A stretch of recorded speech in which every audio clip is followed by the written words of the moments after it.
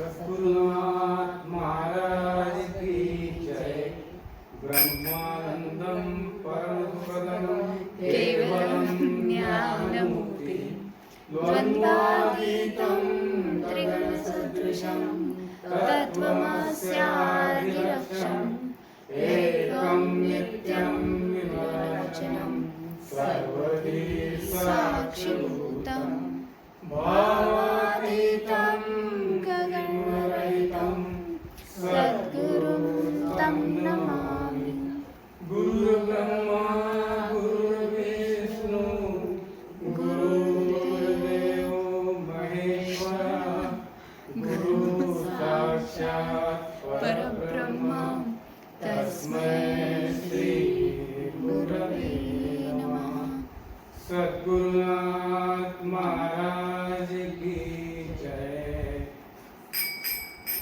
वंदन करु बार बार वंदन करु बार बार गुरुवर का है आधार वंदन करु बार बार।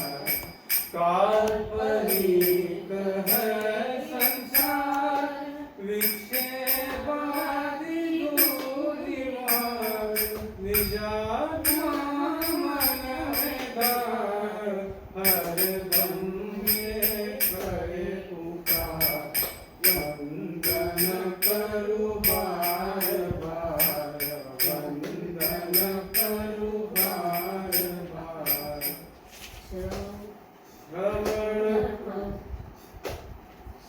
श्रवण करो जीव ब्रह्म छोड़ चलो अहम सच्चिदानंद रूप निहार दुष्ट वासना को मार वंदन करो बार बार वंदन करो बार बार।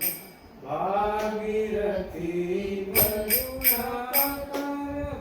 भागीरथी करुणाकर देख समझ वेदांत सार देख समझ वेदांत सार।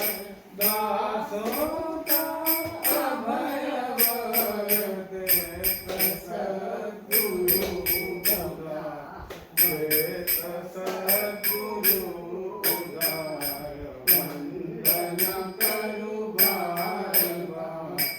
गुरुवर का है आधार वंदन करो बार बार वंदन करो बार बार। सद्गुरुनाथ महाराज की जय। अविद्या जलाने मत बुडविले अविद्या जलाने मत बुडविले कृपा हंस होमी मत काढिले कृपा हंस होमी मत काढिले। अशी माऊली मिळाली आम्हाला अशी माऊली मिळाली आम्हाला। नमस्कार माझा सद्गुरु माऊलीला नमस्कार माझा सद्गुरु माऊलीला। सद्गुरुनाथ महाराज की जय।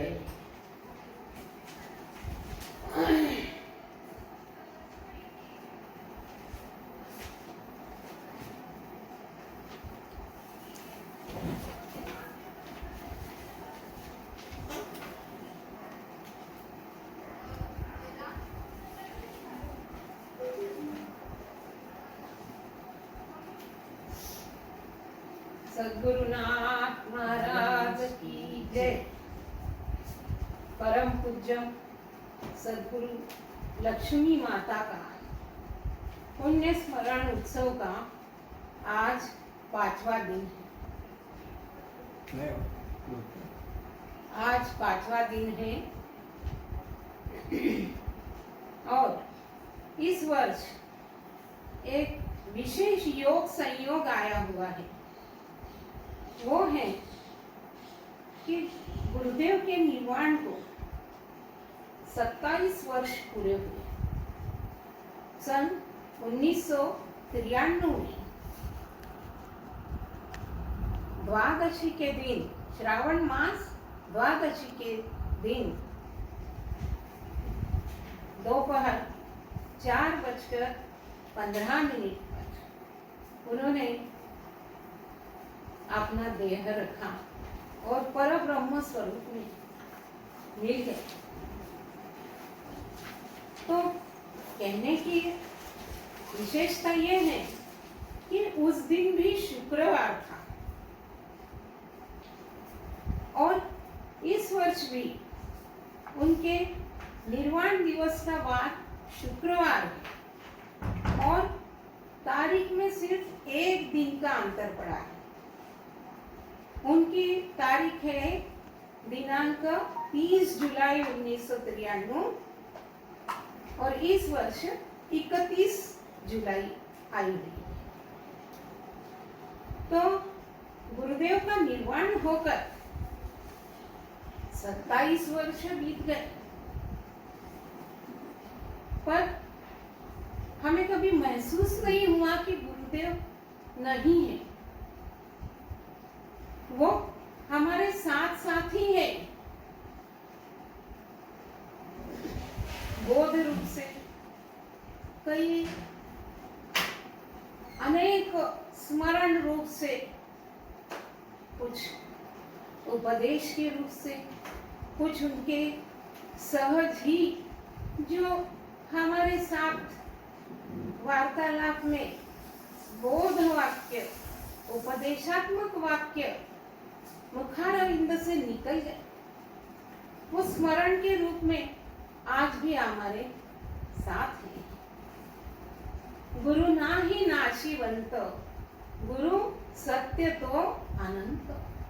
गुरु तत्व, गुरु पद ये नाशिवंत है ही नहीं, ये आदिकाल से है, आज भी है और भविष्य में भी रहेगा। नित्य अवतार है उनका।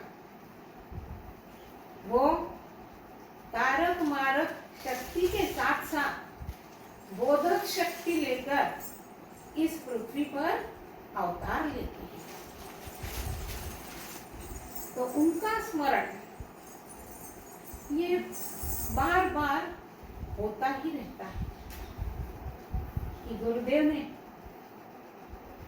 हमारी पहली बात तो ये है कि गुरुदेव ने हमारे जैसे खट नट एकदम अज्ञानी जीव को शरण में ले लिया। किती दयाळु गुरु माऊली, खटा नटासी घे पदरी। हम खुद ही जानते हैं कि हम क्या थे, कितने अज्ञान से घिरे हुए थे। हमने देहम बुद्धि लेकर क्या क्या हमारे विषय में अहंकार लेके रखा, क्या हमारी मान्यताएं थी, क्या जीवन की सोच थी, क्या जीवन का उद्देश्य था। आज जब स्मरण होता है तो ते आठवणी लज्जा वाटते। जब स्मरण होता है तो हमको हमारी ही लज्जा आती है। पर ऐसे खटनटों को उन्होंने शरण में ले लिया और शरण लेने के बाद भी बड़े प्रेम से, प्रेम प्रीति से बढ़ायो, बड़े प्रेम से हमको उपदेश दिया। उपदेश देकर अलग नहीं हो गए, वो हमारे साथ ही रहे। ऐसा नहीं कि उपदेश दे दिया है अब साधना तुम तुम्हारी करो, नहीं, वो आज भी कथा पोथी श्रवण के निमित्त से हमारा अभ्यास दृढ़ कराते हैं।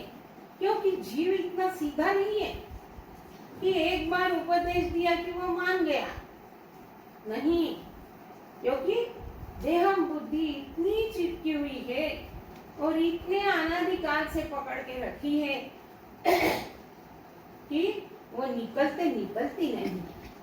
इसीलिए गुरुदेव सतत अभ्यास करवाते हैं। आज भी बोध के रूप में वो हमारे स्मरण में है। जब भी कुछ हमारी काम क्रोध या कुछ आसक्ति ऐसे विषय सामने आके जब हम डगमगा जाते हैं, मन में चंचलता आती है, तो गुरुदेव झट सामने खड़े हो जाते हैं। उनका सगुण स्वरूप सामने आता है कि गुरुदेव ने क्या सिखाया, क्या उपदेश दिया है और हम क्या कर रहे हैं, झट सावध करते हैं। तो ये सारा स्मरण, और ये भी अब जैसे जैसे अभ्यास में साधक बढ़ता जाता है, उसे गुरुदेव का प्रेम और आने लगता है। कल ही बात हुई गुरु भगीनी से कि ये याद आता है कि हमने उस समय उनको कुछ अकल ही नहीं थी, कुछ समझ नहीं थी। हमने इतनी गहन बातें और इतना गहन गुरु तत्व गुरुदेव ये समझा ही नहीं। परंतु साधक अवस्था में साधक जैसे अग्रसर होता जाता है, अभ्यास बढ़ता जाता है, तो गुरुदेव का और स्मरण होता है। और यही उनका पुण्य स्मरण है।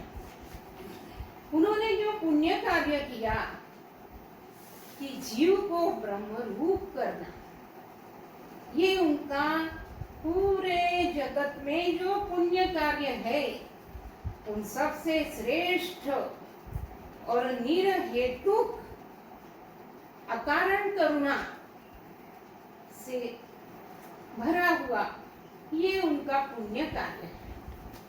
और उसी पुण्य कार्य को हम सब मिलके उत्सव के रूप में, 7 दिन के उत्सव के रूप में स्मरण करते हैं, गुणानुवाद करते हैं और आनंद लेते रहते हैं। तो इस प्रकार गुरुदेव ने जो हम पर अत्यंत उपकार किए हैं, उसका बार बार स्मरण होता है और याद आता है। गुरु ने अजब समझ दे दी, गुरु ने अजब समझ दे दी, मोरी सुध बुध सब हर लीनी, गुरु ने अजब समझ दे दी, बैया पकड़ मोहे सैया बतायो, मूल बात कर दीनी, गुरु ने अजब समझ दे दी। क्या करा गुरुदेव ने विशिष्ट, जो समझ, हम इतने बड़े हो गए आयु से, इतना ज्ञान पढ़ लिख लिया, पर जो समझ हमको आई नहीं थी वो गुरुदेव ने दी है। और क्या किया, हाथ पकड़कर पैया पकड़ मुहे सैया बतायो, और पर्दे की सब बात बताकर मोहे अपनी सी कर लीनी। हाथ पकड़ लिया और पर्दे की, जो हम जानते ही नहीं थे, ऐसी गहन ज्ञान, गहन बातें, वो सब हमको बता दी। और जो हमारा वास्तविक सैया ने परम परमेश्वर पति, वो सैया, वो कौन, तो वो बता दिया कि यही तुम्हारा स्वरूप है, यही तुम्हारा सैया है। पैया पकड़ मोहे सैया बतायो, मूल बात कर। मूल बात क्या करी? वहां बोलने की आवश्यकता नहीं, इशारे से यही तुम हो। ये गुरुदेव ने अजब समझ दी। इसे गुरुदेव का कितना स्मरण करो, जितना स्मरण करो उतना कम होता है। कभी कभी स्मरण होते ही कंठ भर, आंखों से प्रेमाश्रु निकलते। ऐसे हमारे गुरु। तो इस वर्ष जो हमने पद लिया है, मूल पद, वो है सतगुरु पाया ध्यान लगाया, काम क्रोध मद भगा कि सतगुरु पाया। सतगुरु पाया। अब पाया,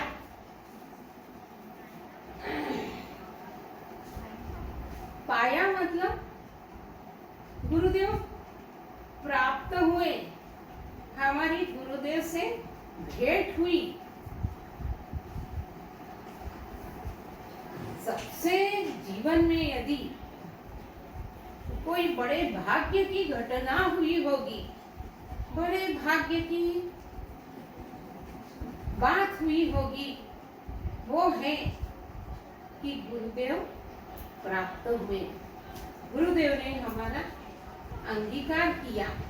ये जीवन की सबसे बड़ी भाग्य की बात है। तो सतगुरु पाया, क्योंकि गुरुदेव नहीं मिलते तो ये आगे का कुछ भी काम नहीं हो पाता, और हम ऐसे ही संसार करते करते जन्म मरण के चक्र में, संसार में सुख दुख प्राप्त करते करते ये देह, मनुष्य जन्म, नर देह ऐसा ही चला जाता।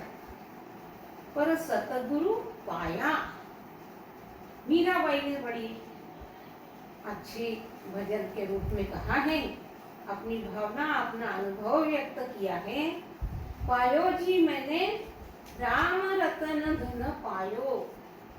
मीराबाई कह रही है कि मैंने जीवन में सबसे बड़ी चीज जो प्राप्त की, वो है, वो प्राप्त किया राम रतन धन पायो, अर्थात आत्मा राम रूपी धन। मैं स्वयं आत्मस्वरूप हूँ। ये जो शाश्वत धन प्राप्त किया, वो मैंने प्राप्त किया। पायो जी मैंने राम रतन धन पायो। फिर वस्तु अमोलिक दी मोरे सतगुरु, कृपा कर अपनायो। गुरुदेव ने क्या करा? गुरुदेव ने वस्तु अमोलिक, ऐसी वस्तु जिसका मोल हो नहीं सकता, जिसका कोई मोज माप नहीं है, अमोल है, वह तत्व, वह आत्मस्वरूप तू स्वयं है, तू ब्रह्म स्वरूप है, ऐसी वस्तु दी। और कैसे अपनाया? कृपा कर अपनायो। कृपावंत सद्गुरु भेटले मला। कृपा ये सद्गुरु के 5 लक्षणों के अतिरिक्त छठा लक्षण है कि सद्गुरु कृपावंत होते, अपने शिष्य पर पूर्ण कृपा करते। वस्तु अमोलिक दी मोरे सतगुरु, कृपा कर अपनायो। खर्चे न खूटे वाको, चोर न लूटे, दिन दिन बढ़त सवायो। ये कैसा है? ये जो ब्रह्म स्वरूप है, जो आत्म स्वरूप है, वो कैसा है? वो तत्व। तो खर्चे न खूटे, कितना खर्च करो वो कम ही नहीं होगा। और वो ऐसा तत्व है कि उसको कोई लूट के ले नहीं जा सकता, तो कोई भय नहीं, क्योंकि वो पूर्ण रूप से भरा ही हुआ है सब दूर। पूर्णात् पूर्णम् उदच्यते, पूर्णस्य पूर्णमादाय पूर्णमेवावशिष्यते। पूर्ण में से पूर्ण निकालो तो पूर्ण ही बचेगा। ऐसा वो पूर्ण स्वरूप है, तो वो कोई ले नहीं जा सकता। ऐसा पूर्ण स्वरूप दिया, खर्चे न फूटे। कितना खर्च करो वो वैसा का वैसा ही रहता है, उसमें गड़बड़ नाम की चीज है ही नहीं, क्योंकि वो शाश्वत स्वरूप है और उसे कोई लूट ले जाने का कोई भय नहीं है। कौन ले जा सकता है? तो सब दूर एक जैसा भरा हुआ है, इसको कौन ले जा सकता है? तो सत की नाव केवटिया सतगुरु भव सागर तर आयो। सत्य वस्तु, सत्य जो ज्ञान स्वरूप है, जो ब्रह्म तत्व है, उसकी नाव और उसके केवट कौन, उसके नाविक कौन? तो सतगुरु। सत की नाव केवटिया सतगुरु। जब ऐसे परम समर्थ केवट हो, ऐसे मार्गदर्शक हो, तो डर किस बात? वो तो निश्चित ही भव सागर में कितनी भी लहरें आए, भंवर आए, तूफान आए, पर उन सब से वो पार करके अपने स्वरूप में मिला देते हैं। ये गुरुदेव ऐसे सद्गुरु हमने पाए। मीरा के प्रभु गिरिधर नागर हरख हरख जस गायो। मीराबाई कहती हैं कि मेरे प्रभु एक श्री कृष्ण भगवान, वही मेरे सर्वस्व है और वही मेरे गुरु हैं। उनके ही जस का हरख हरख हर्षित होकर आनंद से उनके यश का गान करती है। तो ऐसे सद्गुरु हमने पाए, सतगुरु पाया, ध्यान लगा। सद्गुरु प्राप्त होने पर जब उपदेश मिला, तो उसके बाद भी एक विशेष बात और रह जाती है कि हमारा उस उपदेश में, उस गुह्य ज्ञान की वही मैं हूँ, उसमें ध्यान लगना चाहिए। तो ध्यान कब लगेगा? कि जब पूर्ण निष्ठा होगी, पूर्ण अनुभव होगा। जब हम प्रपंच में अनुभव करते हैं कि वास्तव में जो गुरुदेव ने कहा वो सत्य है, प्रपंच के थपेड़े खाते हैं, सुख दुख सहन करते हैं और अशाश्वतता दिखाई देती है, तब निश्चय हो जाता है कि जो गुरुदेव ने कहा है वो सत्य है, कि एक तू ही सत्य स्वरूप है, बाकी सब अशाश्वत है। इस प्रकार जब हम गुरुदेव के स्वरूप में एक रूप हो जाते हैं, ध्यान लगना मतलब केंद्रित हो जाना, तो उन्होंने जो शिक्षा दी, उन्होंने जो स्वरूप बताया, वो अपनी सी अपने जैसा करते उनके स्वरूप में एक रूप हो जाते हैं। तब क्या होता है? काम क्रोध मद भगा कि सतगुरु पाया।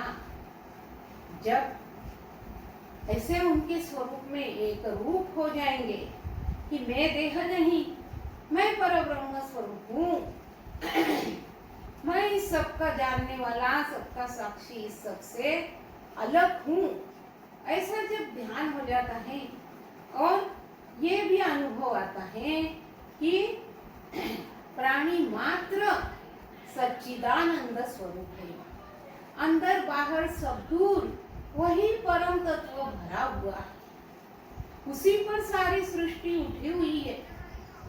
तो फिर किसका क्रोध करना, किसकी कामना करना, किस पे मद करना, किसका मत्सर करना, ये सब निकल ही जाते हैं अपने आप। काम क्रोध मद भगा।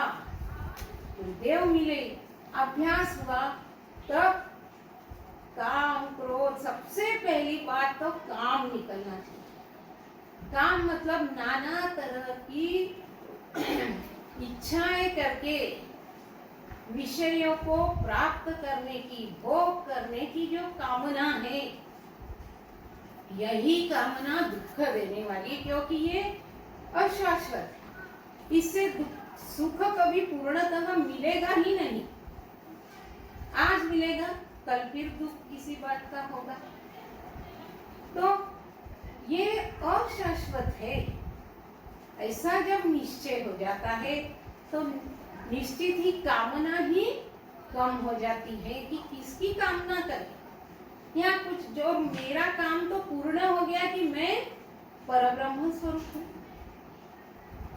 तो काम गया तो फिर क्रोध, लोभ, मोह, मद, मत्सर ये सब निकल जाते हैं। काम क्रोध मद लोभ लुटेरे, जन्म जन्म के बैरी मेरे, सबको दीना मारी रे, गुरु चरण कमल बलिहारी रे, मेरे मन की पूरी नाटारी रे।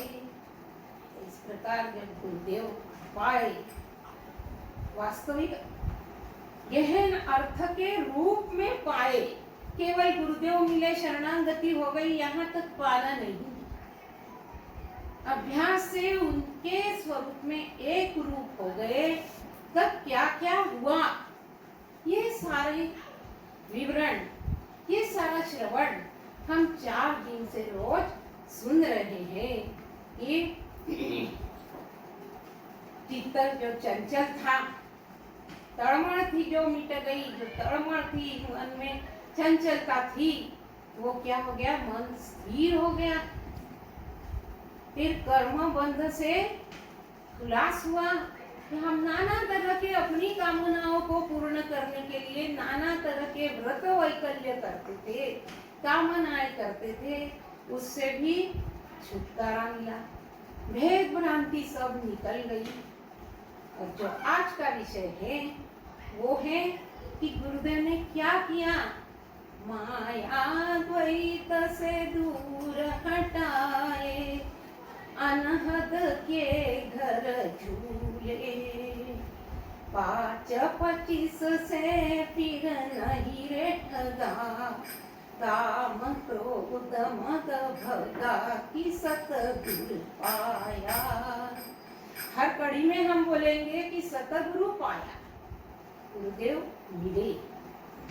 अब मुख्य बात क्या हुई कि माया, माया शब्द हम जैसे ही होश में आए तब से सुनते आ रहे हैं कि कोई घटनाएं होती, विशेष कुछ होता है तो झट बोला, अरे सब ये प्रभु की माया है, ईश्वर की माया है। पर वास्तव में माया इस शब्द का अर्थ हमने सही, जब हम गुरुदेव की शरण में आए जब समझ में आए, तो गुरुदेव ने क्या समझाया कि माया, माया क्या है। तो गुरुदेव ने ये समझाया कि तुम्हारे देह से लेकर संपूर्ण ब्रह्मांड ये माया में आता है। और माया कैसी है, अनिर्वचनीय, जिसका कोई वर्णन हो ही नहीं सकता, क्योंकि वो क्या है, असत्य है, मिथ्या है। असत्य क्यों है, रोज तो ये सब दिख रहा है, पर ये गुरुदेव समझाते हैं कि असत्य इसलिए है कि यहाँ कुछ भी एक जैसा नहीं रहता है। खुद अनुभव करो कि बचपन से लेके आज तक क्या एक जैसा, हमारा शरीर एक जैसा नहीं रहता, हमारे विचार एक जैसे नहीं रहते, बुद्धि एक जैसे नहीं, इधर सृष्टि में देखो कुछ भी एक जैसा नहीं, सब परिवर्तनशील है। और ऐसे परिवर्तन होते हैं जिनकी हम कल्पना भी नहीं कर सकते। गुरुदेव बताते हैं ये सब स्वप्न के समान है। अब छोटा सा उदाहरण कि इस वर्ष रामनवमी का उत्सव, गुड़ी पड़वा का उत्सव 26 मार्च से शुरू हो रहा था, और हुआ ये कि हमारे पोते की भी परीक्षा 26 मार्च से ही शुरू हो गई। अब जब ये कैलेंडर में देखा तो बड़ा वो हुआ कि बाप रे, इसकी परीक्षा है, फिर अपने घर में तो रोज कार्यक्रम होते हैं, इसकी पढ़ाई कैसे होगी, नाना तरह के विचार। फिर बहू को भी कहा कि भाई तू सब छोड़ के उसकी पढ़ाई कराना।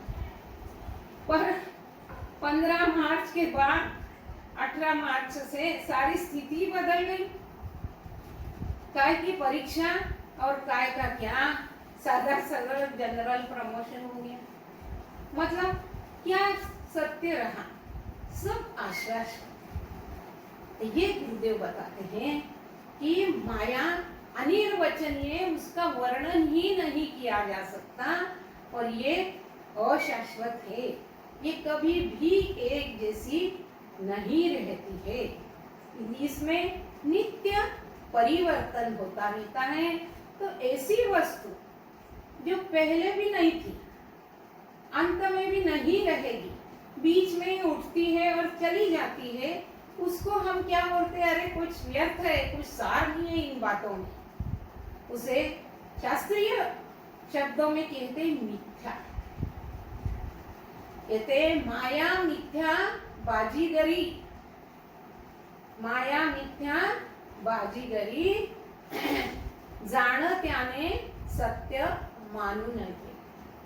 ये माया मिथ्या है, और जो जान गया उसने इसको कभी भी सत्य नहीं मानना चाहिए। ऐसी ये माया है, ये असत्य है, अनिर्वचनीय है। तो इसी संदर्भ में भागवत में संवाद आता है कि एक बार राजा निमि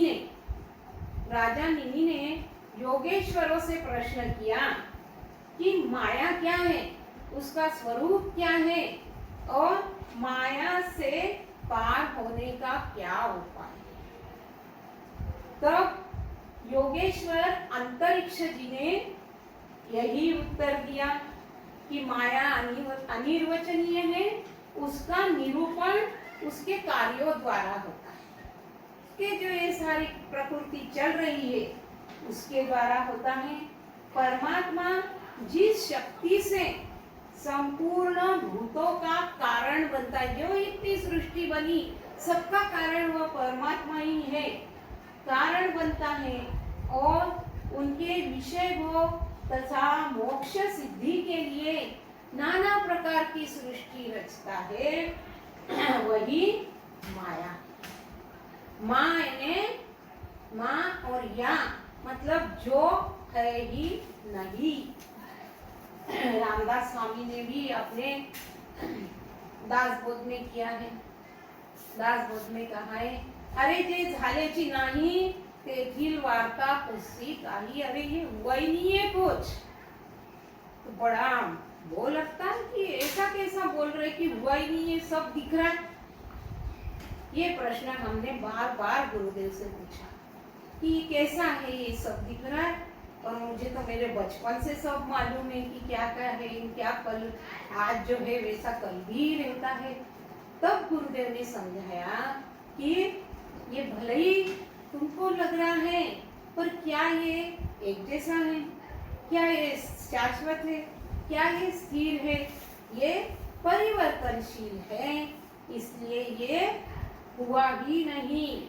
जो सिद्ध लोग होते हैं उनके लिए माया है ही नहीं, और जो अज्ञानी जीव है उनके लिए माया सत्य है।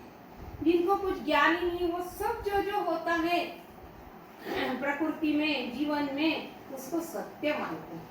और साधक के लिए माया झूठी है, माया मिथ्या है, क्योंकि साधक को गुरुदेव उपदेश करते हैं।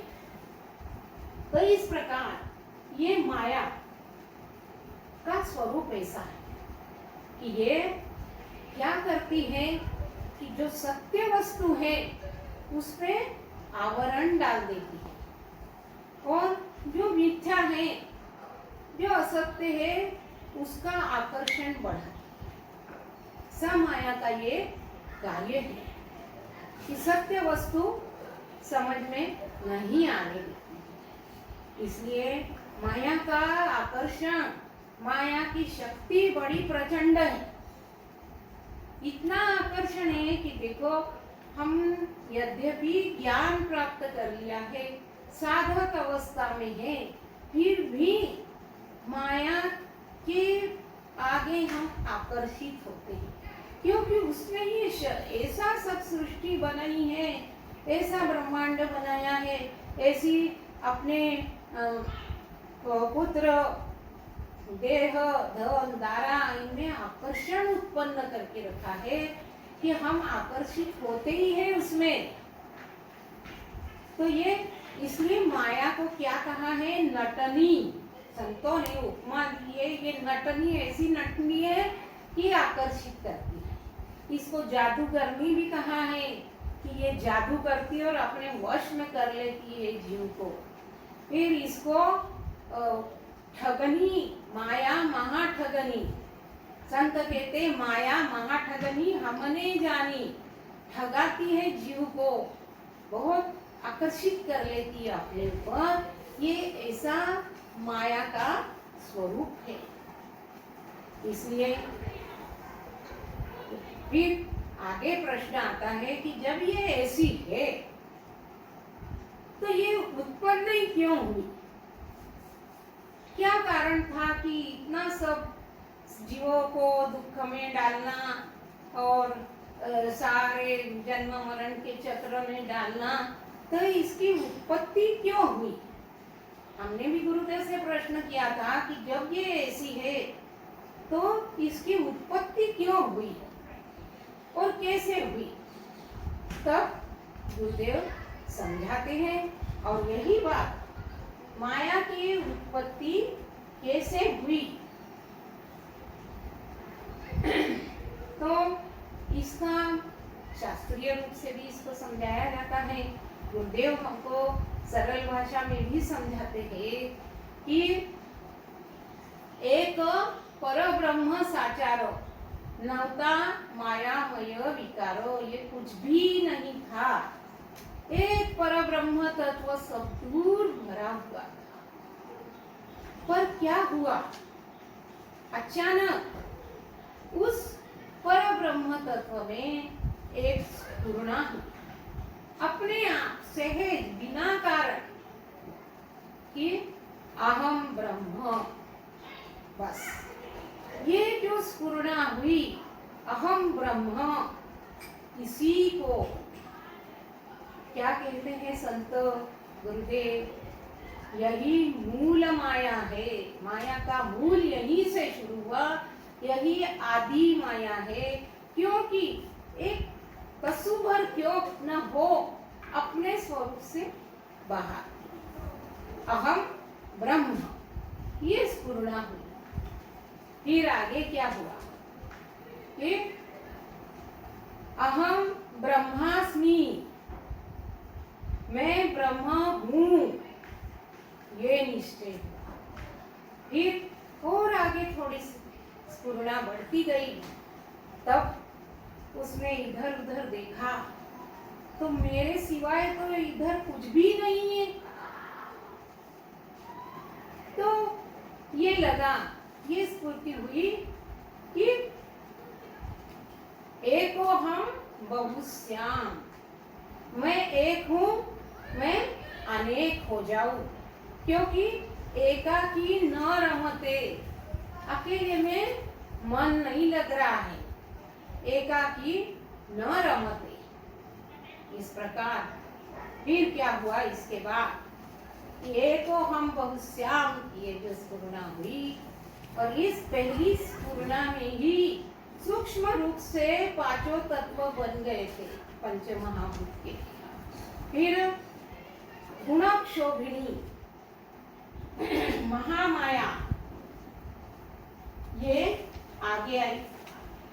गुणक्षोभिणी मतलब उसमें से 3 गुण निकले, क्षोभ हुआ 3 गुणों का, सत्व, रज और तमोगुण। ये 3 गुण बने। सत्व गुण से आकाश बना, रजोगुण से आग, तेज और वायु बना, और तमोगुण से पृथ्वी बने। अब ये पंच महाभूत पहले पृथक थे, पर फिर इनमें क्या हुआ, कर्दम कर्दम यानी सभी पंच महाभूत ने अपना कुछ हिस्सा दूसरे तत्व को दिया, और इस प्रकार एक कर्दम बना, एक पंचीकरण के रूप में तैयार हुआ 5 तत्व। और इन पंच महाभूतों से सारी सृष्टि, चारों खानियां बनी। इस प्रकार ये माया की उत्पत्ति हुई। इसका हम एक सहज उदाहरण ले सकते हैं समझने के लिए कि क्या हुआ, कैसे समझे। तो हम घर में अकेले बैठे रहते हैं, कोई स्फूर्ति नहीं रहती है, कोई विचार नहीं, कुछ नहीं, शांत बैठे रहते हैं। एकाएक अपने आप ही स्फुरना होती है, अरे आज कुछ करना चाहिए। स्फुरना हुई, फिर क्या होता है कि हम अकेले हैं, फिर हम अपनी सहेली या कुटुंबियों को एकत्रित करते हैं, फिर कुछ करने की योजना बनाते हैं, और इस प्रकार सारा एकत्रित करके और वो आगे आगे चलता रहता है। छोटी लड़कियां, छोटी बच्चियां जो होती हैं, वो क्या अकेली होती हैं, तो उसको अच्छा नहीं लगता है, मन नहीं रमता है। वो क्या करती हैं कि अपनी 1-2 सहेलियों को बुलाती हैं, फिर वो क्या करती हैं कि हम क्या करेंगे, घरकुल खेलेंगे, गुड्डा गुड्डी की शादी करेंगे। तो दोनों मिलके एक पुरुष बनता है, एक स्त्री बनती है, कोई छोटा बच्चा हो उनका लड़का बन जाता है। घर में सब साज सामान जमाते हैं, गैस लगाएंगे, कुकर लगाएंगे, खाने की चीजें लाएंगे अपनी मम्मी से, सब बनाते खाते पीते हैं, फिर गुड्डा गुड्डी की शादी रचाते हैं, नए वस्त्र बनाते हैं, बारात निकालते, सब करते हैं। और करते करते जब उनको कंटाला आ जाता है, खेल पूरा हो जाता है, वो सब अपने आप ही उसको मिटा के चले जाते। ठीक माया ने इसी प्रकार ये सारी परमात्मा से ही सृष्टि, उसकी शक्ति से ये सृष्टि उत्पन्न हुई। यही माया है, एक परिपूर्ण ब्रह्म जहाँ रात नहीं दिन, अपने आप में मगन, उठी घन में से एक, दिया खुद को आदेश। ऐसे इस सृष्टि का, माया का उत्पत्ति हुई। तो पर ये सृष्टि जब बनी तब क्या हुआ कि जब तक ईश्वर का कार्य था कि सारी सृष्टि बन गई, तो ईश्वर अपने मूल तत्व को भूला नहीं। अपनी मूल जो अपना स्वरूप, ब्रह्म स्वरूप, उसको ईश्वर भूला नहीं। और जीव ने क्या किया, इसके बुद्धि में जो चैतन्य का प्रतिबिंब पड़ा, और उस बुद्धि ने देह को पकड़ लिया कि मैं जीव हूँ, मैं देह हूँ। ये पकड़ने के कारण ये सारा अहंकार लेके ये सब उसमें ही मग्न हो गया, माया में अपने स्वरूप से दूर हो गया। इस प्रकार माया की उत्पत्ति हुई। परंतु जब सद्गुरु मिलते हैं, सद्गुरु से भेंट होती है, तब गुरुदेव हमको इससे, इसकी शक्ति बड़ी प्रचंड है, इससे साधारण व्यक्ति अपने प्रयत्न से तो पार हो ही नहीं सकता है, निकल ही नहीं सकता है, क्योंकि इसकी शक्ति इतनी प्रचंड है, इसका आकर्षण इतना प्रचंड है कि वो जीव को पकड़े रखती है, जाने नहीं देती है। माया को प्रचंड वेग, पार नहीं निकलने दे। और ये हमको इस बात का अनुभव है कि कैसी माया घेर लेती है। यद्यपि हमने उपदेश लिया है, अभ्यास कर रहे, फिर भी हम कभी कभी माया के आकर्षण में आ ही जाते हैं। अच्छे भले कथा के लिए जाना है बलबीर मंदिर में, और किसी ने आके कहा कि नहीं आज हमका अमुक कार्यक्रम बहुत अच्छा है, आप चलो। पहले तो बोलते हैं कि नहीं हमारी कथा है, पर फिर वो माया ही लुभाती है कि अरे कथा तो रोज सुनते हो तुम, एक दिन चलो बड़ा अच्छा कार्यक्रम है। तो हम उसकी ओर आकर्षित हो जाते हैं और जाते हैं। तो माया का ये स्वभाव है, ये जीव को पैर खींचती रहती है। बहुत मुश्किल है इससे निकलना। बड़े बड़े संत साधु तपस्वी भी कई बार अपने सिद्धांत से, अपने तत्व से फिसल जाते हैं माया के आकर्षण में। इतना माया का वेग प्रचंड है। गुरुदेव कहते हैं, गुरुदेव ने एक पद लिखा है कि नाही कसं म्हणता मायानी तुम्हाला दडपलं। बहुत अच्छा पद है बदनावली में कि भले ही हम गुरुदेव के सामने कहते की नाही गुरुदेव आता काही नाही राहिलं, काय करायचं आपल्याला, असं तसं कोणी नाही आपलं, पर वो खुद देखते हैं, तो अंतर्यामी होते हैं, देखते हैं कि हम माया में कैसे आकर्षित होते हैं। इसलिए उन्होंने ये पद लिखा है कि नाही कसं म्हणता मायानी तुम्हाला दडपलं, माया खींच लेती है अपने में। माया की दो शक्तियां हैं, आवरण और विक्षेप। माया ने क्या किया है, सत्य वस्तु पे आवरण डाल दिया है, ये सुंदर सी प्रकृति बना के, और जीव भाव ले लिया जीव ने कि देह मैं हूँ। तो इस प्रकार ये आवरण डाल दिया, और फिर क्या होता है कि जीव जानता ही नहीं कि मैं कौन हूँ,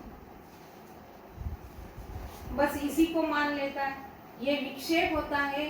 विक्षेप क्या होता है कि वो ये मान लेता है कि मैं देह हूँ, ये विक्षेप। तो इसकी ये दो बड़ी प्रबल शक्तियां हैं, आवरण और विक्षेप, जिससे पार निकलना बिना सद्गुरु के किसी को संभव नहीं। ऐसा माया का प्रचंड वेग है, और माया से ही जो हमारी मुख्य लाइन है, ये माया द्वैत को दूर हटाया। माया ने ही द्वैत को उत्पन्न करती है कि वो जीव मैं जीव वो ईश्वर। ये सबसे बड़ा द्वैत कि मैं जीव हूँ, मैं अल्पज्ञ हूँ, जन्मने मरने वाला हूँ, और वो ईश्वर संपन्न सर्वसंपन्न है, सर्वशक्तिमान है, सर्वज्ञ है। ये सबसे बड़ा द्वैत हो गया। और इस द्वैत के साथ साथ फिर प्रपंच में मैं और तू, ये भी बहुत बड़ा द्वैत है कि मेरे लिए, मेरे अपनों के लिए हम बिल्कुल जी जान से सब बातें करते रहते हैं, पर कोई दूसरा हो तो झट द्वैत उत्पन्न। अरे ये इसका छोटा सा उदाहरण है कि एक बार हम शादी में गए थे। अब शादी में सभी महिलाएं बैठी हुई थी, कुछ वृद्ध महिलाएं भी घेरा करके बैठी हुई थी। उनमें से एक महिला कुर्सी पर से गिर गई। तो हमारे साथ जो थे उनको लगा कि अपनी माँ गिरी, इसलिए वो दौड़ के गए, पर वो वहां तक जाके उन्होंने देखा कि अपनी माँ नहीं गिरी हुई है। तो वो वैसे की वैसे ही वापस आ गई, बोली नहीं माझी आई नहीं पड़ी। मतलब ये कितना बड़ा द्वैत है, मेरा और तेरा। और ये तो हम अनुभव करते हैं, रोज कर ही रहे हैं जीवन में मेरा। तो ये जो द्वैत है ये माया ने करके रखा है। तो माया से पार होने के लिए गुरुदेव हमको अद्वैत सिद्धांत देते हैं कि माया है भी नहीं, और दूसरी बात कि तत्वमसि महावाक्य के द्वारा, सामवेद का महावाक्य तत्वमसि के द्वारा हमको बोध देते हैं। तत्वमसि, तत् यानी ईश्वर, तम यानी जीववाचक जीव, और असि यानी है। फिर समझाते हैं कि तत् यानी ईश्वर, ईश्वर की उपाधि माया है और जीव की उपाधि अविद्या है। अब उपाधि मतलब क्या होता है कि उपाधि ऊपर से आई हुई रहती है, एक सीमित होती है। तो इस उपाधि को यदि निकाल दो तो फिर एक का एक ही होता है। एक राजा है और एक गडहरा है। अब एक बार वो दोनों, शार्ट में ये कथा बताती हूँ कि एक बार वो दोनों एक राक्षस की गुहा में पकड़े जाते हैं। अब वो गडरिया कहता है राजा से कि आप इतने बड़े राजा हो, कुछ करो ना, अपन निकल जाएंगे यहाँ से। तो राजा बोलता है कि बाबा इस वक्त में न मेरा राजकाज है, न मैं राजा हूँ, मैं एक साधारण मनुष्य हूँ, आप भी एक साधारण मनुष्य हैं। तो उपाधि उसको राजा की थी, इसको गडरिया की थी, पर उपाधि यदि निकल गई तो दोनों जीव है, मनुष्य है। तो इसी प्रकार जब ईश्वर की माया उपाधि निकाल देते हैं और जीव की अविद्या, अज्ञान रूपी अविद्या निकाल देते हैं, और फिर कहते हैं तत्वमसि, वह ईश्वर तू ही है। असि, असि पद बहुत महत्व का है। सब माया निकाल के असि पद में है, सब एक जैसा है ही है अस्तित्व रूप में। ये उपदेश देते हैं जिससे वही तो निकल जाता है कि मैं जीव, वो ईश्वर, मैं अल्पद में सारे भाव निकल जाते हैं। सिर्फ फर्क इतना हुआ कि ईश्वर अपने मूल स्वरूप को भूला नहीं और जीव अपने मूल सच्चिदानंद स्वरूप को भूल गया और अपने को देह मान लिया। तो ये द्वैत गुरुदेव महावाक्य के द्वारा हटाते हैं। वैसे भी वेदों ने ये पुकार की हुई है कि जीव ब्रह्म ना पराह, जीव ब्रह्म ही है, दूसरा कुछ है ही नहीं, ये अद्वैत सिद्धांत। और उसी प्रकार ब्रह्म सत्य माया मिथ्या, गर्जना करके कहा हुआ है कि एक ब्रह्म सत्य है, बाकी ये सारी माया मिथ्या। ये अद्वैत सिद्धांत देकर सारा द्वैत हटा दिया। अब द्वैत हट गया कि न कोई मेरा न कोई तेरा, सभी सच्चिदानंद स्वरूप है, सभी दूर सच्चिदानंद परमात्मा ब्रह्म स्वरूप भरा हुआ है। फिर किससे क्रोध करे, किससे द्वेष करे, किससे मत्सर करे? बलबीर बाबा कहते हैं कि सब भगवत स्वरूप है, सभी में एक परमात्मा तत्व विराजमान है। फिर जब सब अपने ही जैसे तो किससे दोष करना, किससे द्वेष करना, किससे दुश्मनी करना? इस प्रकार ये जो माया का द्वैत माया से बना हुआ था वो गुरुदेव हटाते हैं। वो पूरे प्रेम से और बिल्कुल सहज सुलभ भाषा में हमको समझाते हैं। ये सब पढ़ने के लिए वेद ग्रंथ सूत्र सब पढ़े हुए हैं, उपनिषद, और ये यदि हम अपने मन से पढ़ते तो आज तक कभी समझ नहीं पाते, पर गुरुदेव इतने सहज भाव से समझा देते हैं हमको कि ये धन्यता लगती है गुरुदेव की कि इतना गहन ज्ञान, अंतिम सत्य जिसके आगे कुछ है ही नहीं, निस्संदेह जिसमें कोई संदेह नहीं, ऐसा ज्ञान हमको गुरुदेव ने दिया। तो संत इसके लिए कहते हैं कि यदि माया को पार करना है तो सबसे पहले ब्रह्मनिष्ठ सद्गुरु की शरण में जाकर उनको अपना सर्वस्व मानना चाहिए और शरीर, संतान, घर द्वार सब में अनासक्ति रखना।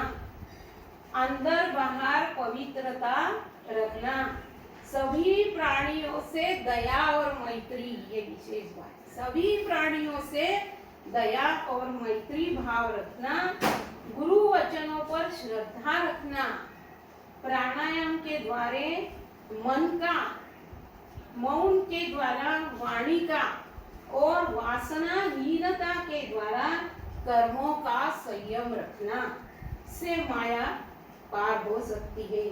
विशेष बात, भगवान के दिव्य गुण कर्म का श्रवण कीर्तन करना सदोदी, दूसरी बातें करने के अलावा भगवान के दिव्य गुण कर्म का श्रवण करना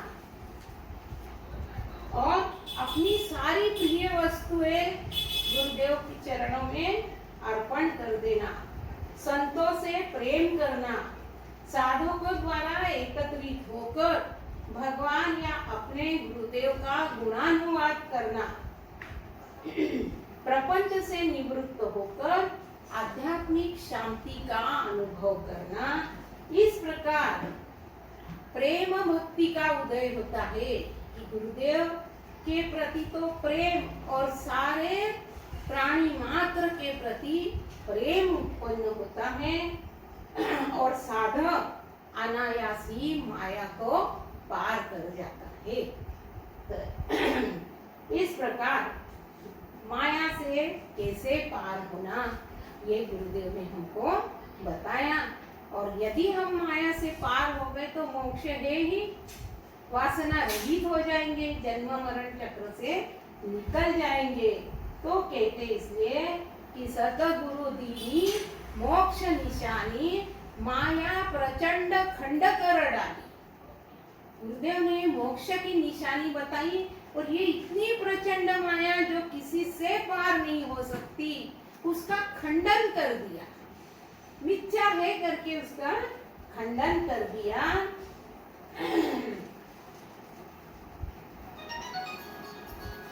माया अतीत माया नहीं, जहाँ पे रहता आप आबाही, माया बाण वहां नहीं पहुंचे। माया के बाण स्वरूप तक पहुंच ही नहीं सकते हैं। माया कब तक नाच नचाती है कि जब तक हम उसकी तरफ आकर्षित है। जब हमने माया को छोड़, माया को दुर्लक्षित कर दिया कि ये मिथ्या है, तो वो कितने भी बाण मारे वो हमारे तक नहीं पहुंच पाते। जैसे हम देखते हैं कि बड़े बड़े जो व्यक्ति होते हैं, प्रधानमंत्री, और वो क्या करते हैं, बुलेट प्रूफ जैकेट पहनते हैं कि कितनी भी गोलियां आए उनको कोई लगती नहीं है। तो ऐसे गुरुदेव ने ज्ञान का बुलेट प्रूफ जैकेट हमको पहना दिया। माया बाण वहां नहीं पहुंचे, माया बाण वहां तक पहुंचते ही नहीं है। माया की विशेषता है कि जैसे कोई नृत्यांगना नाच कब तक करेगी, जब तक उसको देखने वाला कोई हो। और जब उसका नृत्य चल रहा है और एक एक करके सब उठ चले गए, तो वो क्या करेगी, अपने आप अपना नाच बंद कर देगी। उसी प्रकार कि माया को यदि हमने दुर्लक्षित किया, व्यर्थ माना, मिथ्या माना, तो उसका नाच, फिर उसका कुछ बस चलता ही नहीं, कोई देख नहीं रहा है तो क्या करे, तो उसका नाच खत्म हो जाता है। इस प्रकार माया बाण हमारे तक पहुंचते नहीं है। इसी गुरुदेव ने हमको मोक्ष निशानी दी। फिर दूसरी जो लाइन है कि अनहद के घर झूले। अब जब इतना पार कर गए, माया से पार हो गए, फिर दुख की इस बात का, सारा दुख माया में है, सारा द्वैत माया में है, माया ही दुख देती है। बोलते हम, तेरी माया ही तुझको रिझाती, खेल रच रच के तुझको दिखाती, खेल नित खेलता, दुख नित झेलता ना धाना, बन गया देह में ही दीवाना। क्या कहते हैं संत कि तेरी माया तूने जो मान के रखा है वही तुझे रुलाती है, रिझाती है, आकर्षित करती है। तेरी माया तुझको रिझाती है और वो माया फिर आकर्षित हुए कि क्या करते हैं, अपने सामने नए नए खेल उत्पन्न करती है। और खेल नित खेलता दुख नित झेलता, रोज माया के साथ खेल खेलते हैं, दुख झेलते हैं, अपमान सहन करते हैं, मान अपमान सब सहन करते हैं, फिर भी संत दावे के साथ कहते हैं ना आघाता, कि छोड़ता नहीं है उस माया को। उस माया को कौन पार करवा सकता है? केवल सद्गुरु। और जब ऐसे माया से पार हो जाए, अपने स्वरूप में स्थित हो जाए, तो अनहद के घर झूले।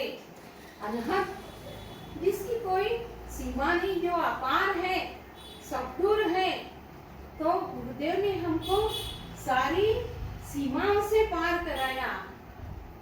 देह की सीमा, अवस्था की सीमा, काल की सीमा, जन्म मृत्यु की सीमा, शुभ अशुभ कर्मों की सीमा, की ये सब तो है ही नहीं, तू इससे अलग आत्म स्वरूप, आनंद रूप, पूर्ण, सभी दूर जो का त्यों भरा हुआ है। तो फिर आनंद होगा ना।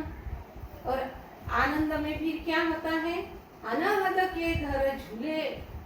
झूलते जब है तो बड़ा आनंद आता है झूलने में, तो आनंद से डोलते हैं। गुरुदेव सदैव आनंद से, क्योंकि वो तो आनंद में ही रहते थे, आनंद से डोलते थे। कई बार देखा वो शांत बैठे ऐसे डोलते दिखे, आनंद में रहते।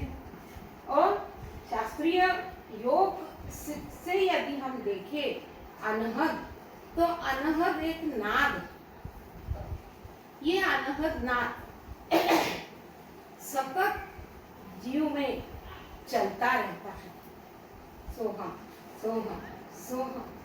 पर ये अजपा जापे तुम करो न करो, ये होता ही रहता है। और ये नाद ऐसा है जो किसी भी घर्षण से उत्पन्न नहीं होता, ये अपने आप स्वयं स्फुरित होता है। तो इसका ध्यान हमको कब आएगा? जो साधन करने वाले लोग हैं वो उसका अनुभव लेते हैं, अंतर्मुखी हो जाते हैं। जितना अंतर्मुख हो जाओ, सब छोड़ते छोड़ते छोड़ते और ध्यान लग जाए, तब वो सोहम नाद सुनाई देता है, जो अनहद नाद है। और उसमें क्या है? झूला है वो, सो हम, तो उसमें आनंद ही आनंद, दूसरा कुछ भी नहीं रहता है। तो माया द्वैत को दूर हटाए, अनहद के घर झूले। गुरुदेव ने हमें अनहद में, व्यापक स्वरूप में बिठा दिया, आनंद स्वरूप में बिठा दिया। इस प्रकार। और ये सब कब हुआ? जब सतगुरु पाया और ध्यान लगा, गुरुदेव मिले और उनमें हम एक रूप हुए, ध्यान लगाया, जो कुछ उन्होंने उपदेश दिया उस सबका अनुभव करते हैं, तब हम कह सकते हैं कि अनहद के घर झूले।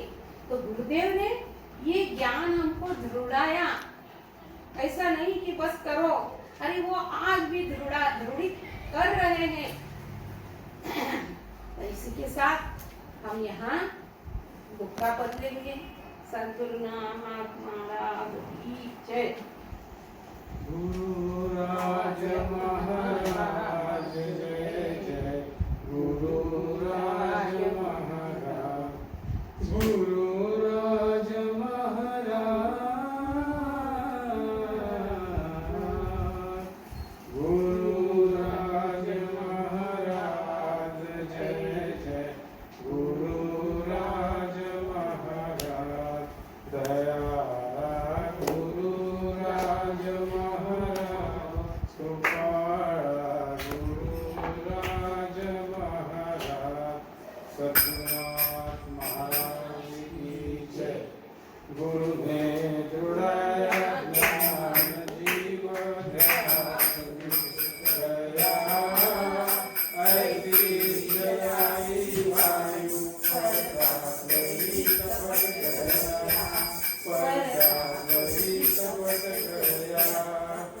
अधिकार से छाया था ब्रह्म का वेद छट गया, ब्रह्म का वेद छट गया।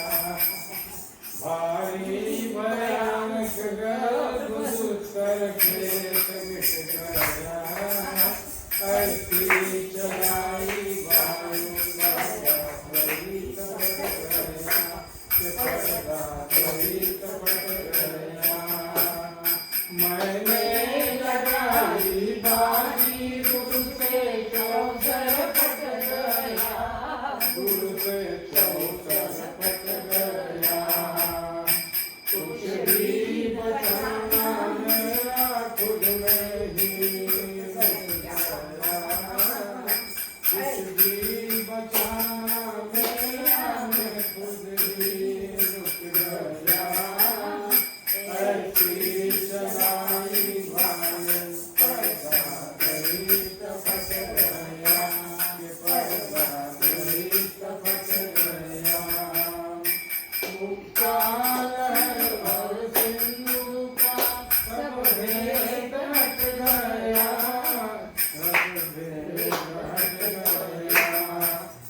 ऐसी पियाई जान ना अनुभव का ढक गया, ऐसी पियाई जान नशा अनुभव का ढक गया।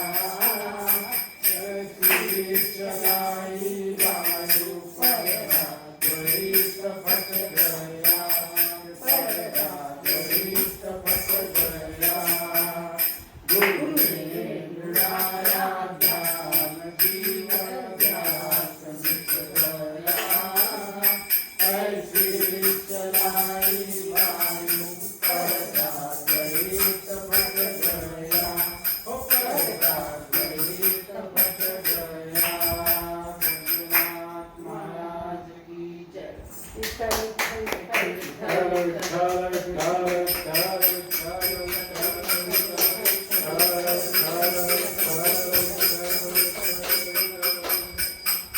सद्गुरुनाथ महाराज की जय।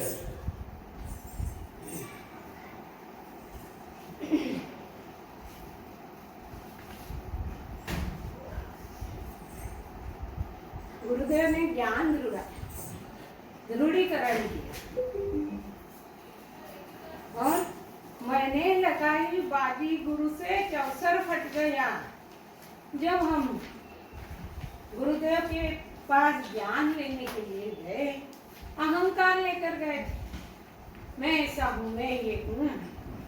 पर जब गुरुदेव ने ज्ञान दिया, उपदेश किया, तो ये चौसर जो खेल का चौसर होता है ना, तो ये चौसर यानी ये देह ही सब फट गया।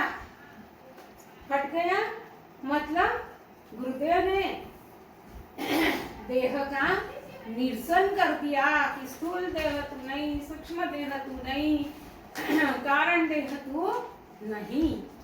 इस प्रकार चौसर फट गया। हम बड़े उससे अपने देह अभिमान से गए थे गुरुदेव के पास, पर गुरुदेव ने ऐसा ज्ञान दृढ़ किया कि ऐसी चलाई वायु ज्ञान की लहर ऐसी चलाई कि द्वैत का जो पर्दा था, मैं ईश्वर मैं तू का द्वैत का पर्दा मिटा दिया और ये चौसर ही फट गया। मैं बचा ही नहीं, मैं जो अहंकार था वो अहंकार रहा ही नहीं।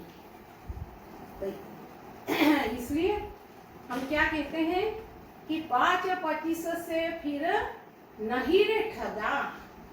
अब इतना ज्ञान जब प्राप्त हुआ, साधक जब अभ्यास करते करते यहाँ तक पहुंचता है, तब अब जब चौसर फट गया तो ये 5 और 25 ये कौन है? पंच महाभूत और इनके 5-5 तत्व, ये 25 है। तो ये सारा देह किससे बना हुआ है? पंच महाभूत और इनके तत्वों से बना हुआ है। तो अब हम गुरुदेव ने समझा दिया कि तू इनको जानने वाला है, तू इनसे अलग है। तब क्या हुआ कि इतने दिन ये 5-25 हमको बहुत ठगा रहे थे।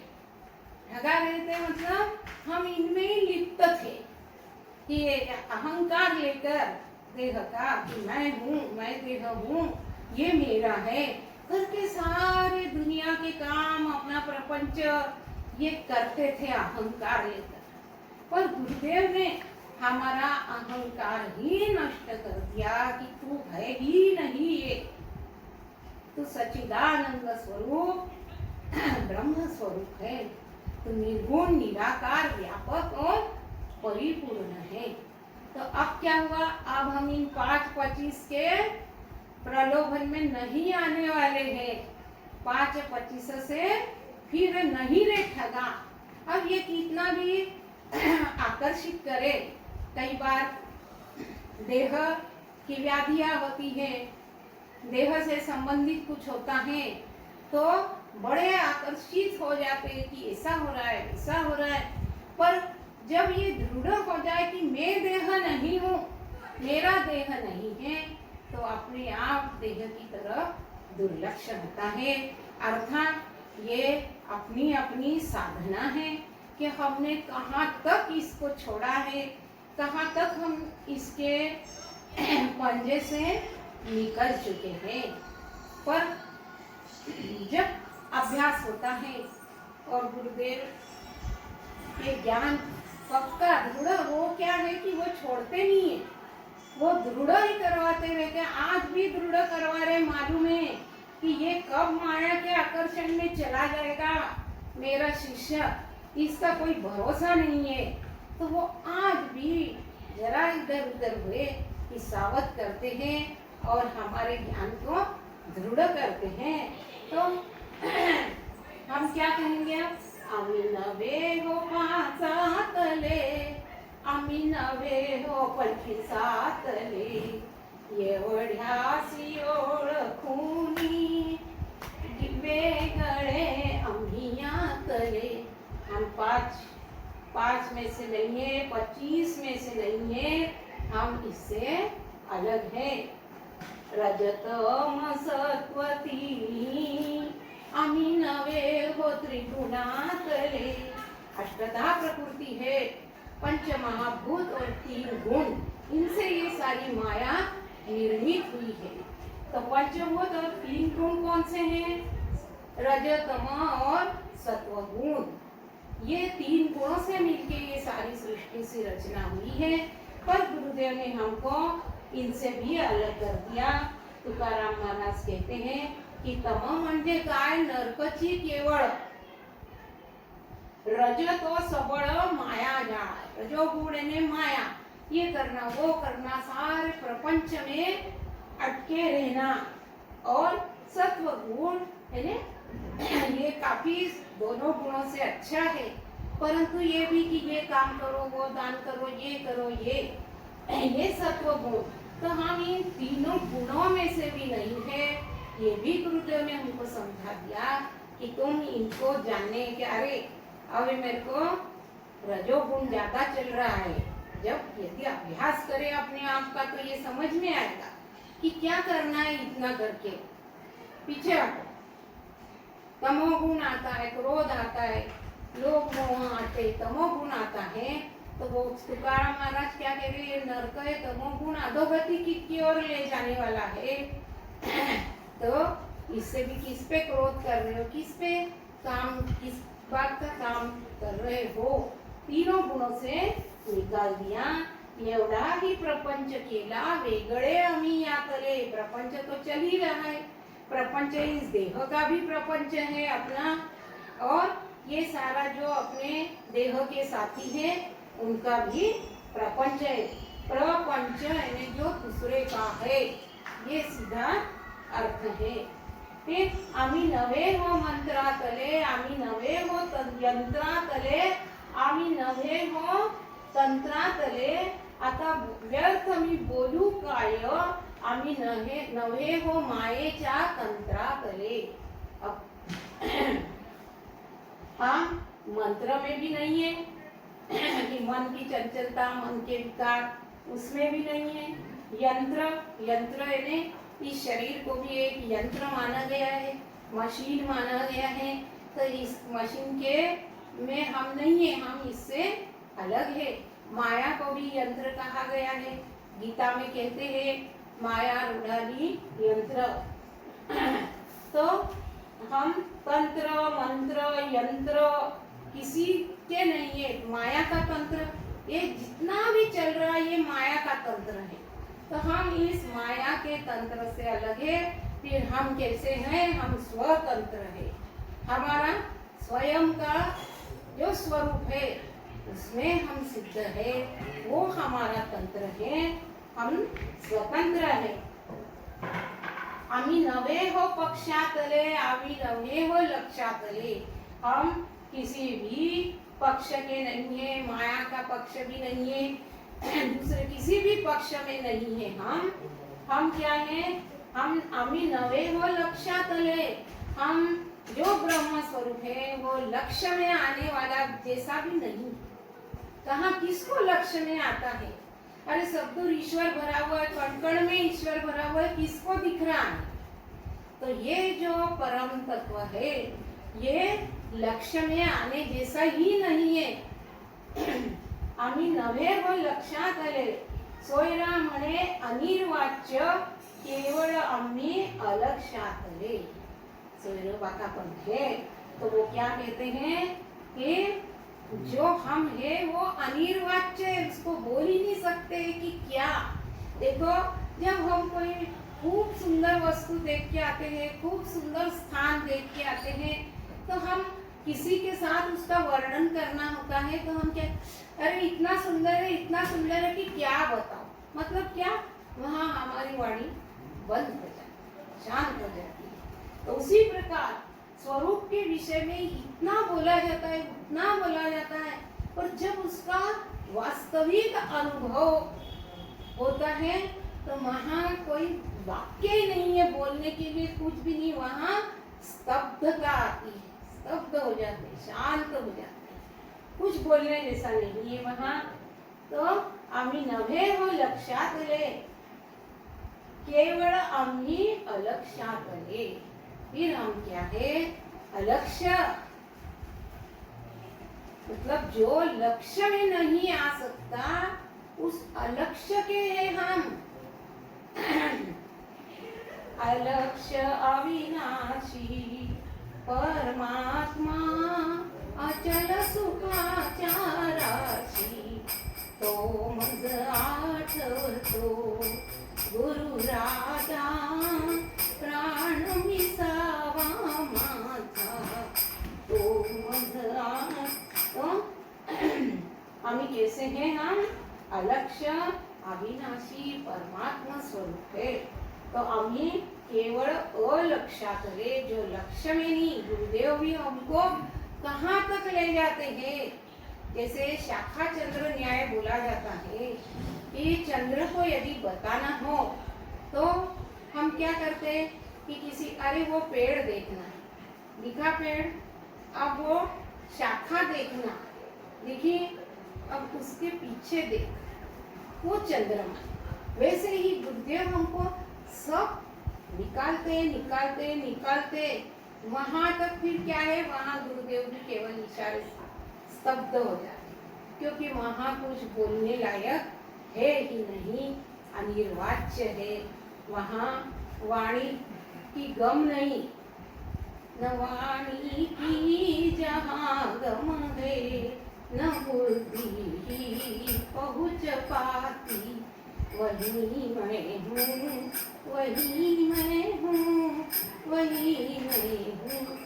वहाँ बोलना बंद हो जाता है। हम सिखाते सिखाते जाते, अब तुम अनुभव करो इसका। वैसे कि वहाँ वाणी की गम नहीं है,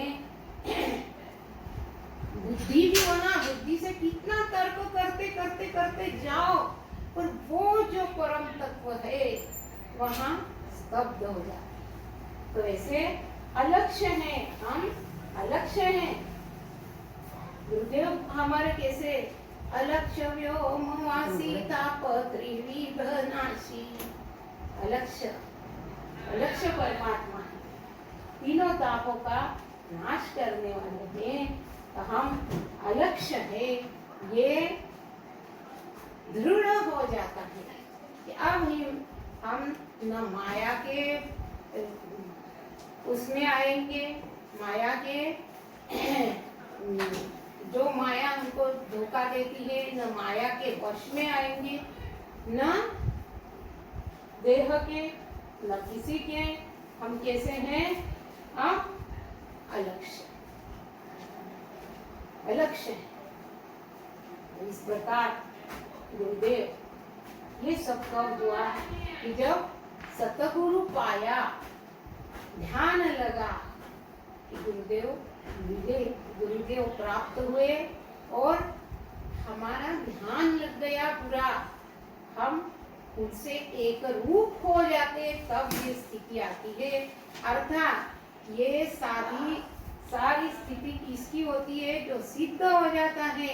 और हम अभी साधक है, हमको अभी सतत प्रयत्न, सतत अभ्यास करना है दिशा में, तब हम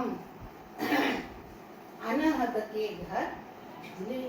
आनंद ही आनंद होता है। क्या कहते हैं? आनंदाचा सुकाळ आता पाही, देव भेटला भाग्यासी उणे नाही।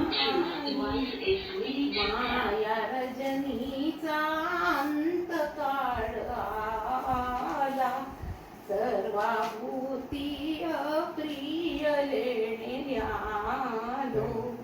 अनंताशी भेटला प्रेमे घालो, दया पिटली फळली विश्रांती झाली आजी। वस्ती घडली केशव स्वामी माँ।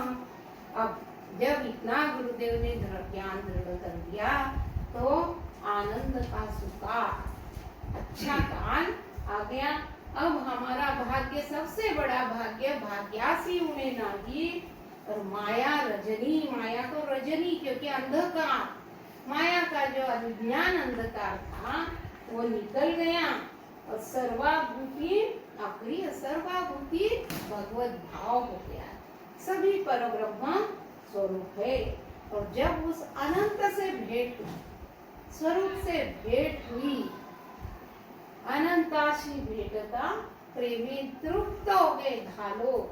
कोई वहां हलचल नहीं, स्तब्ध हो गए, उस रूप में स्थिर हो गए।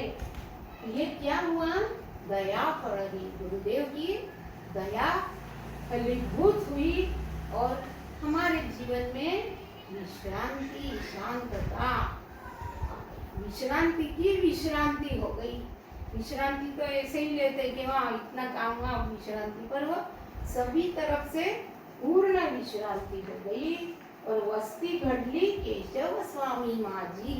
तब गुरुदेव के स्वरूप में वस्ती रहना, गुरुदेव के स्वरूप में एक रूप हो गए। ध्यान लगा, सतगुरु पाया, ध्यान लगा। तो हम पुण्य स्मरण उत्सव है, तो गुरुदेव की महिमा का वर्णन करके कथा को विश्राम दें।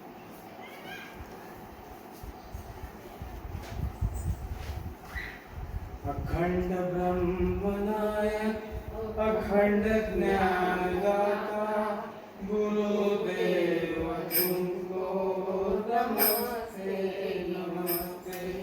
अखंड ब्रह्मनायक, अखंड ज्ञानदाता, गुरुदेव तुमको नमस्ते नमस्ते।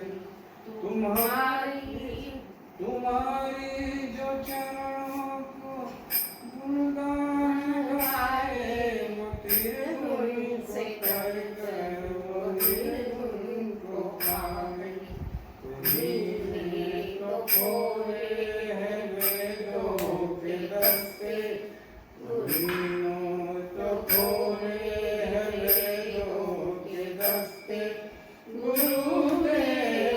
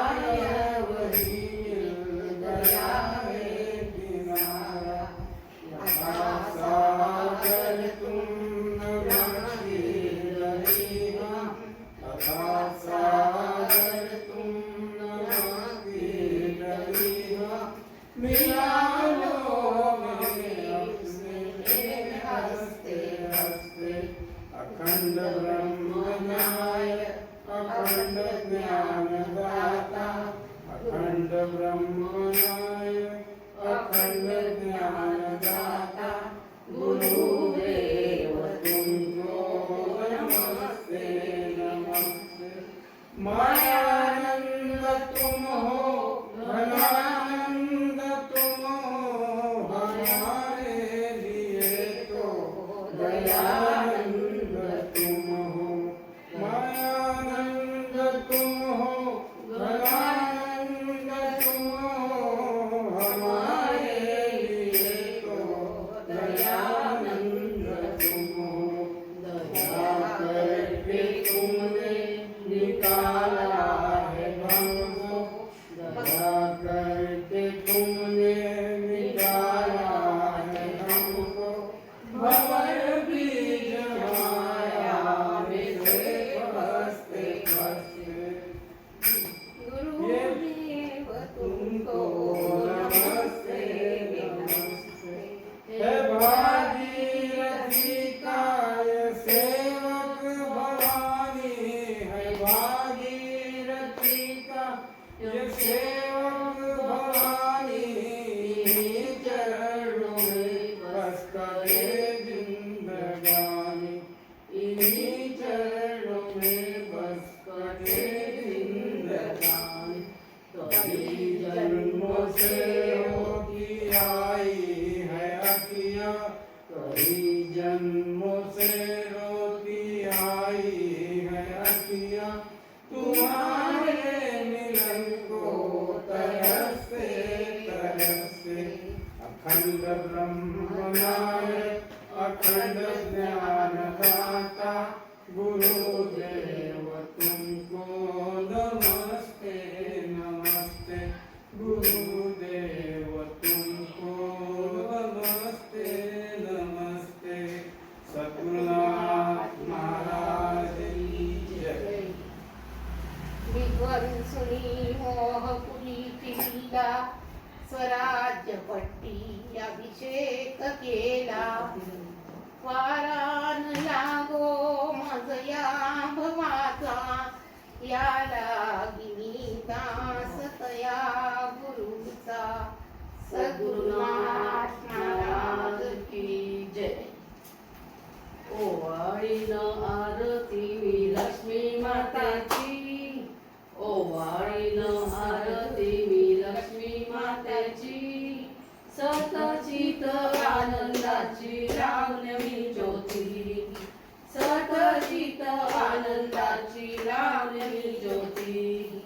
तीन गुणांच्या केल्या मी अक्षत वाहुनी, तीन गुणांच्या केल्या मी अक्षत वाहुनी। पंचभूतांचा बुक्का केला बोध ऐकूनी, पंचभूतांचा बुक्का केला बोध ऐकूनी।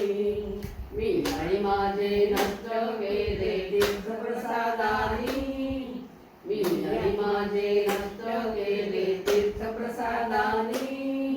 प्रारब्धाची फुले केली अर्पित गुरुचरणी, प्रारब्धाची फुले केली अर्पित गुरुचरणी। ओवाळीनं आरती मी लक्ष्मी मातेची, ओवाळीनं आरती मी लक्ष्मी मातेची। सतचित आनंदाची लावण्य मी ज्योती, जप तप कथा कीर्तन गाऊन मी आरती, जप तप कथा कीर्तन गाऊन मी आरती। सेवा पूजा लक्ष भक्ती दक्षिणा मी देती, सेवा पूजा लक्ष भक्ती दक्षिणा मी देती। गुरु घरी श्रवणाची घंटी वाजती, गुरु घरी श्रवणाची घंटी वाजती। बिंदू पासून सिंधू पर्यंत मंत्र मी जपती, बिंदू पासून सिंधू पर्यंत मंत्र मी जपती। ओवाळीनं आरती मी लक्ष्मी मातेची, ओवाळीनं आरती मी लक्ष्मी मातेची। सतचित आनंदाची लावण्य मी ज्योती, सतचित आनंदाची ज्ञानाची लावली ज्योती सद्गुरुनाथ महाराज की जय. अनंत कोटी ब्रह्मांड नायक राजाधिराज सद्गुरुनाथ महाराज की जय. श्री सद्गुरु बल्मी महाराज की जय. श्री सद्गुरु समर्थ भागीरथी माता की जय. श्री सद्गुरु समर्थ छोटई माता की जय. श्री सद्गुरु समर्थ लक्ष्मी माता की जय. श्री सद्गुरु समर्थ कृष्णाई माता की जय. सद्गुरुनाथ